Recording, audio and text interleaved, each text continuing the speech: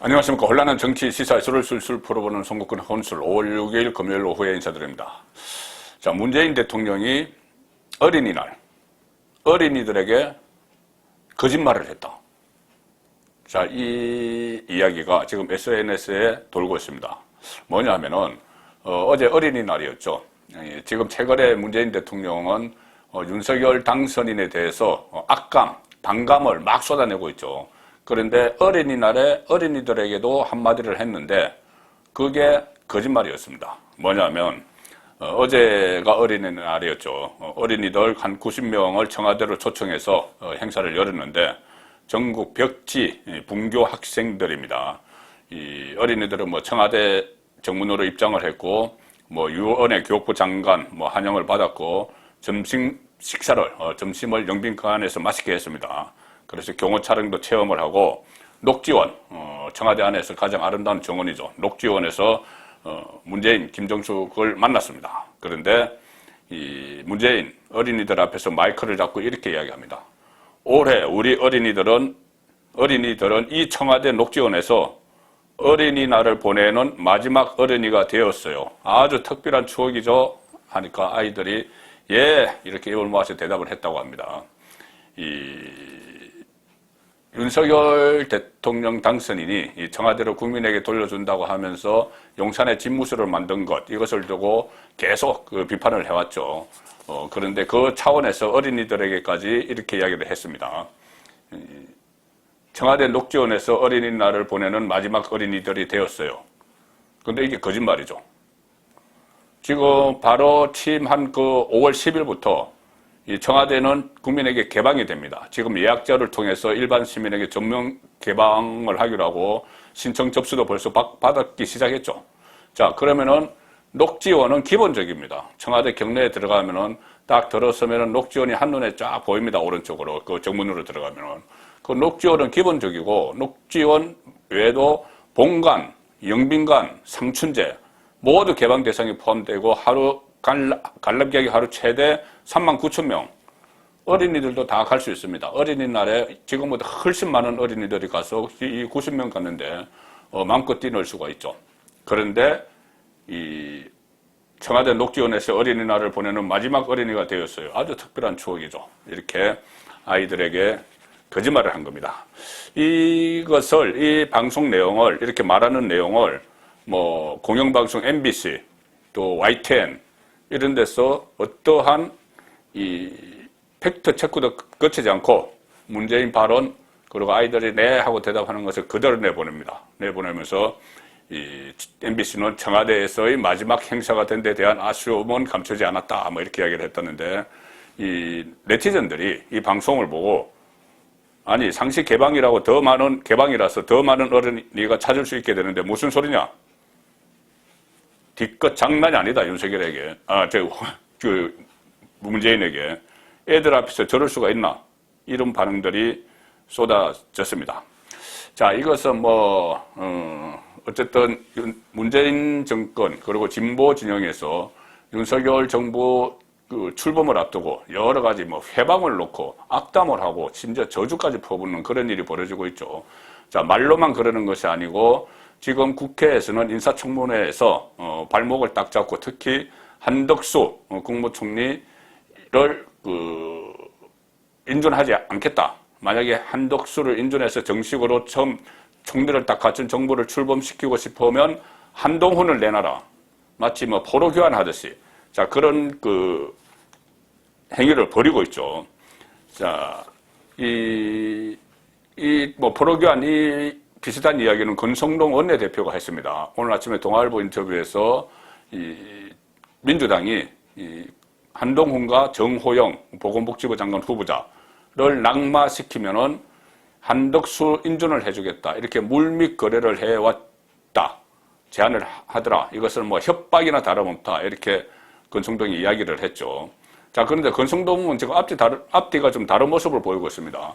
그렇게 언론 인터뷰에서는 이것은 협박이다. 물밑 거래를 제안해왔다. 그리고 정호용, 한동훈 둘을 이야기했습니다. 자, 지금 실제로는 민주당이 노리는 사람이 한동훈이라고 해도 정호용도 민주당이 같이 낙마시켜야 된다고 해왔다고 하는데 오늘 또 이것을 협박이라고 이야기를 하면서 권성동은 라디오에 출연을 해서 이렇게 이야기합니다. 각종 의혹이 불거진 정호영 보건복지부 장관 후보자의 거취와 관련해서 우리 당의 의견을 비공개로 윤석열 당선인 쪽에 전달을 했다. 그러면서 뭐 특별히 불법을 저질렀다는 결정적인 한방은 청문회에서 없었다. 그렇지만 국민 수용성이 중요하다. 그래서 윤석열 당선인에게 정호영 후보 경질을 건의했음을 분명히 했다. 아니 저쪽에서 무슨 뭐 물밑 거래하자고 제안이 와서 협박으로 느꼈는데 그것을 거기에 따라서 그러면 정호영을 그대로 내주자는 것을 또 윤석열 당선인에게 건의를 했다는 이야기가 드는 것이죠. 지금 이준석도 오늘 라디오에서 정호영 정리가 필요하다는 쪽으로 이야기를 했습니다. 자, 그런데 가장 중요한 것은 윤석열 당선인이 어떻게 하느냐에 달려있죠. 그런데 어제 윤석열 당선인이 이 지인들, 뭐 참모들과 저녁 식사를 하면서 상당히 강경한 어조로 이야기를 했다고 합니다. 이 민주당의 발목 잡기, 문재인 정권의 해방, 여기에 대해서 경로, 거의 뭐 격분을 하면서 울분을 토로했다. 자, 이런 이야기가 들리고 있습니다. 심지어 총리 없이 국무총리 그래 그렇게 하면은 우리 한동훈도 내놓지 못하고 한덕수도 뭐 우리가 아웃시키지 않을 테니까 마음대로 해라. 그러면 총리 부결시켜라. 그러면은 우리가 총리 없이 새 정부가 출범해도 좋다. 한번 해보자. 이런 거죠. 정면 돌파를 선언했다. 그래서 지금까지도 어떤 위기 상황에 처하면은 특유의 리더십, 뚝심의 리더십을 발휘를 해왔죠. 지금도 정면 돌파를 선언을 했다. 자, 그런 이야기들이 나오고 있습니다. 일부에서는 또 보도도 되고 있습니다. 어제 만찬에서 한덕수 후보자 임명 동의안이 국회에서 부결이 될 경우 총리 없이 새 정부가 출범하겠다. 이렇게까지 이야기를 했다고 합니다. 특히 이 한동훈 법무부 장관 후보자 낙마 요구 여기에 대해서는 정면 돌파하겠다는 의지를 밝혔고 구체적인 뭐 전해지는 멘트는 이런 겁니다. 협치 정신과 경륜을 고려해서 윤석열 당선인의 멘트입니다. 한덕수 국무총리 후보자를 추천했는데 왜 반대하는지 더불어민주당을 도저히 이해할 수 없다. 이렇게 이야기를 했다고 합니다. 새로운 정보를 인정하지 않는 게 아니냐. 이렇게도 이야기했고요. 그러니까 결국은 대선 불복하겠다는 거냐.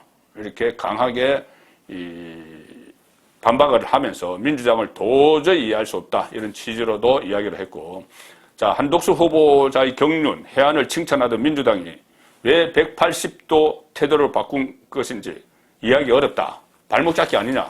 자, 이런 식의 격앙된 반응도 났다고 합니다. 지금, 그리고 한덕수 후보자에게 직접 전화를 걸어서 윤석열 당선인이 어제 밤에 윤석열 정부의 총리는 한덕수밖에 없다. 이렇게 신뢰를 보냈다고 합니다. 혹시라도 뭐 자진 사퇴 같은 건 생각하지 마라. 우리는 밀고 나간다. 만약에 국회의 다수의 행포에 의해서 총리가 안 되더라도 총리 없이 부총리 체제로 나간다. 부총리 추경호. 추경호는 이미 정문 인준 투표를 안 하죠. 장관은 인준 투표를 안 합니다. 추경호 부총리를 총리 권한 대행으로 해서 차근차근하게 이렇게 새 정부를 구성해 나가겠다. 이런 의지까지 어제 나왔다고 합니다. 그런 말들도 나왔다고 합니다.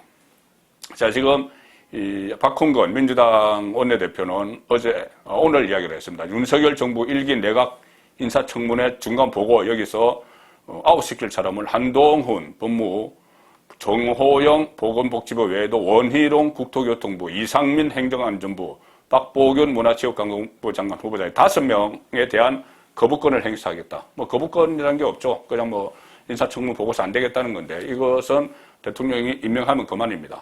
자, 그런데 이 사람들을 그러면 다 안 하고 봐줄 테니 이미 한 사람은 낙마했죠. 사회부총리 김인철은 낙마를 했는데 이 5명을 다시 딱 붙잡고 이 5명을 이 중에서 5명 다가 아니고 실제로는 한동훈을 노리는 겁니다. 한동훈을 낙마시키면은 한덕수는 인준을 해주겠다.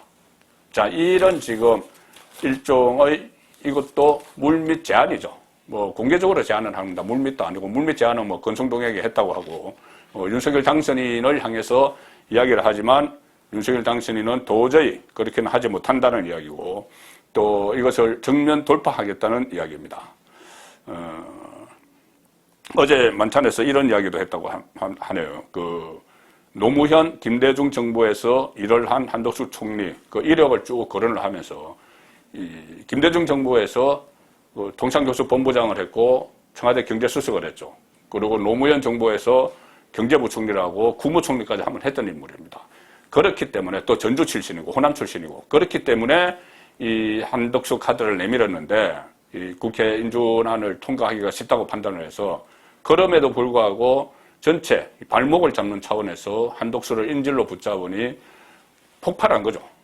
윤석열 당선인이 폭발한 거죠. 그래서 그 노무현, 김대중 그 1억을 쭉 거론을 하면서 민주당이 이럴 줄 몰랐다. 이렇게 이야기를 했습니다. 그리고 이번에 민주당이 문제 삼는 김앤장 법률사무소 고문재직이나 론스타 관련 의혹 이런 것들은 그때 인사청문회에서도 노무현 정부 때 인사청문회에서도 다 거론이 됐는데 그때는 별로 문제 삼지 않다가 지금 와서 이런 일들을 인준안 부결 사유로 내세우고 있다. 그래서 이것이 정략적인 반대라는 증거가 아니냐 이런 말까지 어제 만찬장에서 나온 것 같습니다. 이 전원 형태로 이야기가 나오는데 그래서 결국 윤석열 당선인은 국회 인준 부결로 총리 공백 사태가 발생을 하든지 아니면은 인준 투표가 그냥 무작정 연기를 하든지 그러면은 총리 없이 이 정부가 출범하는 상황까지 지금 대비를 하고 있다. 그리고 지금 일단 추경호 경제부총리를 임명을 한데 추경호는 지금 현재 문재인 정부의 국무총리 김부겸이 제청을 하면 됩니다. 김부겸 총리는 최근 그런 이야기를 했죠. 내가 윤석열 정부가 출범하는데 돕겠다 이런 말을 했기 때문에 일단 추경호에 대해서 제청을 해서 추경호가 임명을 된 뒤에 추경호 총리 권한 대행 체제로 당분간 국정을 운영하는 방안 그리고 장관들에 대해서 제대로 이렇게 하지 못하면은 임명 제청권이 추경호에게 있느냐 없느냐 이것은 또 법률적으로 따져봐야 되는데 제대로 임명을 못하면 일단 차관 체제로 가겠다. 그래서 차관에 대해서 지금 거의 인선이 마무리된 내정 단계까지 간 그런 상황입니다. 그러니 윤석열 당선인은 이렇게 경로를 하면서 민주당의 잘못된 점을 꼬집고 그리고 한덕수 끝까지 보호한다. 이런 협상, 물밑 거래, 어떤 협박에 넘어가지 않는다. 그래서 마이웨이 전공법으로 돌파를 하고 있고 지금 일선에서는 차관에 대해서 검증을 하고 또 차관 체제에 대비하고 추경호 총리 권한 대행을 검토를 하고 이렇게 실무적으로는 또 구체적인 대응책까지 마련해 나가는 그런 상황입니다. 자, 이렇게 보면 윤석열의 정면 돌파 카드는 어쩔 수 없는 선택이죠. 이에는 워낙 지금 청와대에 있는 오늘도 탁현면 의진 비서관 같은 경우에 이렇게 저렇게 계속 비꼬입니다. 조롱하고 새 정부가 청와대에 들어가지 않고 용산에 집무실을 만든 데 대해서 바이든이 오면은 군 연병장에서 환영식을 할 거냐 이런 식으로 계속 해방을 놓고 조롱을 하고 이렇게 하고 있기 때문에 윤석열 당선인 입장에서는 이 정면 돌파 카드는 어쩔 수 없는 선택입니다. 만약에 한번 이렇게 양보를 하면은 뭐든지 양보를 하면은 이 문재인 주변 또 진보 정권의 속성상 진보 진영의 속성상 한번 양보를 하면은 아마 탈탈 털어서 영혼까지 탈탈 털려고 할 겁니다. 그러면은 본인들의 기득권을 보호하기 위해서죠. 싸움 기득권을 보호하기 위해서. 그렇게 되면은 계속 국정 운영이 초반부터 5년 내내 끌려다닐 수가 있기 때문에 지금 임기 시작하기 직전에 정면 돌파책을 선택을 했다. 그렇게 볼 수가 있는 것이고, 그렇게 볼 수가 있는 것이죠. 실제로 지금 문재인은 퇴임하고 나서 2명의 비서관과 1명의 행정관을 사저로 데려갈 수가 있는데 지금 사저로 데려가는 사람들이 부속실, 1부속실, 2부속실 소속이 아니고 연설 관련, 연설 기록 비서관 또 이런 부대변인 이런 사람들 그동안 문재인의 SNS를 관리를 해왔던 사람들을 양산으로 데려갑니다. 그래서 SNS 여론전을 본격적으로 펼칠 태세에 있고 자 이재명 지금 타깃이 금수완박을 한 목적이 문재인과 이재명에 대한 수사를 피하기 위해서죠. 자, 이재명은 본격적으로 또 방탄조끼를 입으러 인천 계양을로 보궐선거에 출마를 오늘 하는 걸로 확정을 했습니다. 셀프 공천을 하고 또 뭐 총괄선대위원장 이것도 맡겠다. 그래서 선거에 진지 불과 2달 만에 이 인천 본인이 지금 현재 거주하고 있는 분당에도 그 보궐선거가 있는데 거기는 어렵죠. 거기는 대선 때 한 10% 정도 윤석열에게 진 지역이고 인천 계양 여기는 한 8% 정도 이긴 지역이기 때문에 전혀 연고가 없는 이쪽에 방탄조끼를 입으러 가는 겁니다. 자, 그래서 지금 여러모로 다양하게 윤석열 정부의 출범에 발목을 잡고 태클을 걸고 또 본인들은 방탄조끼를 입기 위해서 다 나름대로 조치를 취하고 지지층 결집하고 이런 상황이기 때문에 윤석열로서는 달리 선택의 길이 없었던 것 같습니다. 그래서 정면 돌파, 국무총리 없이도 간다.